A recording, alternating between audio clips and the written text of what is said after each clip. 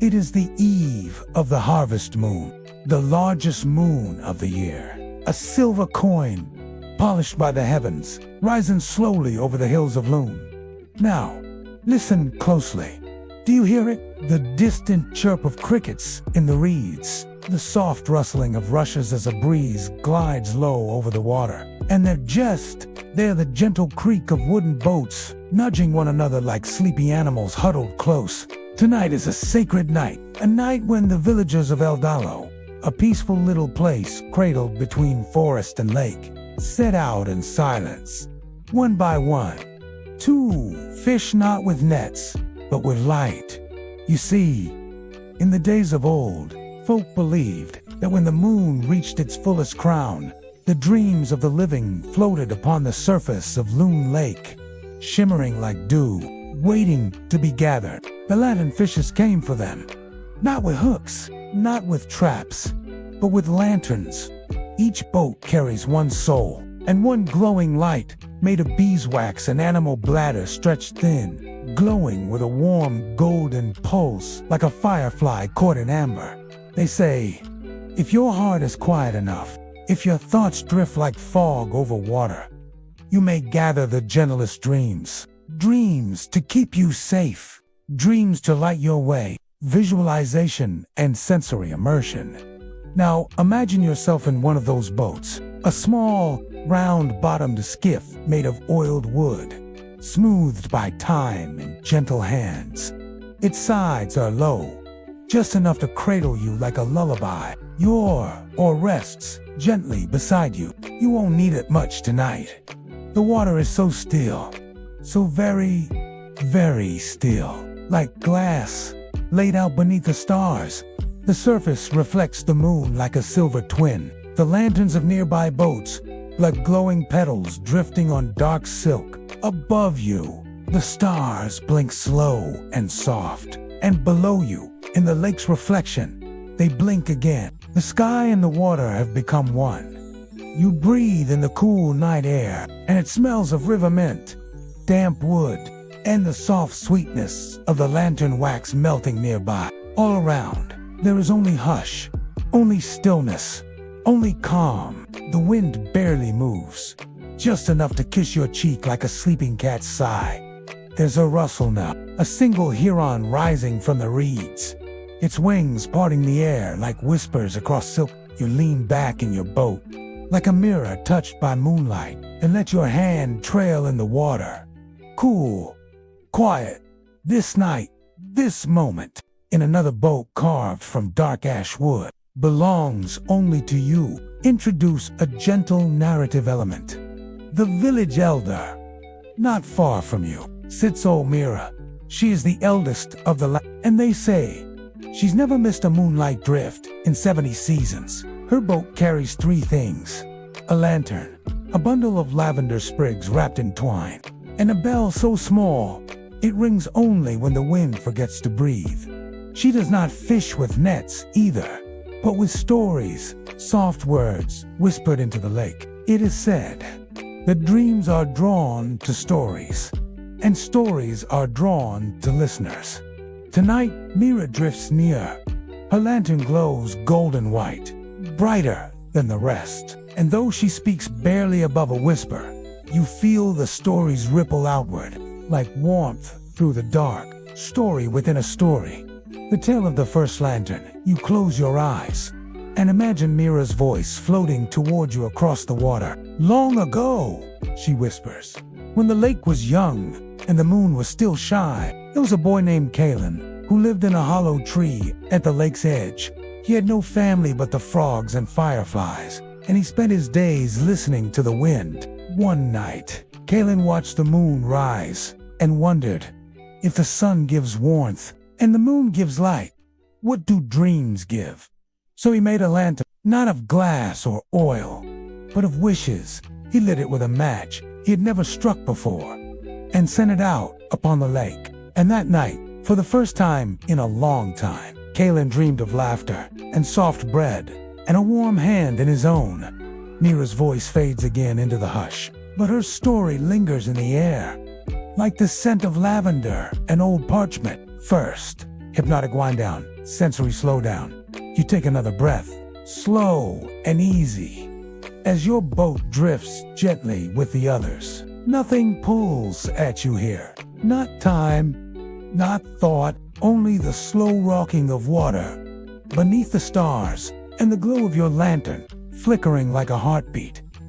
The lake breathes with you, in and out, in and out. Your eyes grow heavier, but not from weariness, from peace. This is a night without worry, a night without haste, a night made entirely of softness and moonlight. The surface of Loon Lake shimmers like brushed silver. Each ripple is soft, slow, as though the water itself is yawning, sinking into sleep. The boats have all spread out now, each one carrying a soul wrapped in wool and wonder, a lantern glowing quietly by their side. It is a soft ritual, not bound by words or time, only by the silence that settles on the water like a soft blanket over dreaming shoulders. You let your hand rest in your lap now, feeling the rhythm of the lake, the slow lull of your small vessel, rocking to the gentlest currents. Overhead, the moon has climbed higher. Its light, no longer golden, but soft and silvery, washing every leaf, every ripple, every face in quiet grace. You hear the breath of the lake again, in, and out, as if the world is exhaling just for you, a gentle companion, the dream bird. And then, from somewhere deep in the reeds, you hear the flutter of wings, slow, unhurried, but not quite. Its feathers shimmer like fish scales, soft blues and pale violets, as though dipped in twilight and story. The villagers call it the dream bird, a rare creature said to visit only on nights when the veil between waking and sleeping is thin. It perches near you on the edge of your boat, tilting its head as though listening for something deep inside your heart. It makes no sound, only watches, quiet and still. They say, if a dream bird visits you on the lake, it means a dream is near, a memory you've forgotten, a wish you never dared to speak, or a truth that's been waiting for the hush of night. The dream bird dips its beak into the lake once, then lifts it toward the moon, and in that moment, your lantern flickers just slightly, casting new shadows across your hands, and your mind begins to wander. Hypnotic visualization. Memory within the water. The air shifts, ever so gently, and the lake begins to feel warmer. The breeze brings with it the scent of honeyed bread, fresh linen dried in the sun, and something else, something older, like the pages of a forgotten book. Your eyelids feel heavier, but not sleepy. Not yet, just soft.